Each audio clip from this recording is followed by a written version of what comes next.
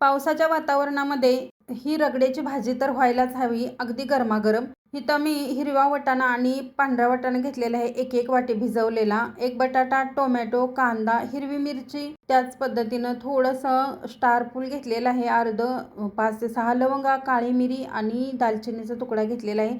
20 ते 25 लसणाच्या पाकळ्या, आल्याचा तुकडा थोडा घ्यायचा आणि काश्मीरी पावडर 1 चमचा, पाव चमचा हळद, 1 चमचा गरम मसाला आणि 1 चमचा धना पावडर, चवीपुरतं मीठ.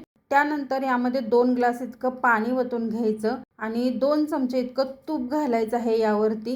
थोडंसं चमच्याच्या साहाय्याने फिरवायचं आणि त्यानंतर ह्याच्या 5 ते 6 शिट्ट्या करून घेतलेल्या आहेत. तुम्ही पाहू शकताय. चमच्याच्या साहाय्यानं छान असं मॅश करून घेतलं. वरतून भरपूर कोथिंबीर घातली आणि 2 ते 3 चमचे इथं तेल कडकडीत गरम करून घेतलं. जिरं मोहरीचा तडका देऊन घ्यायचा आहे. 1 चमचा काश्मीरी पावडर यामध्ये घालायची आणि हे तडका आहे तो या भाजीवरती ओतून घ्यायचा आहे. या पद्धतीनं सर्व भाज्या आहे ती छान मिक्स करून घ्या आणि पावाबरोबर किंवा खरपूस अशी पुरी भाजलेली तळलेली असेल त्याच्याबरोबर तुम्ही नक्की एन्जॉय करा. धन्यवाद.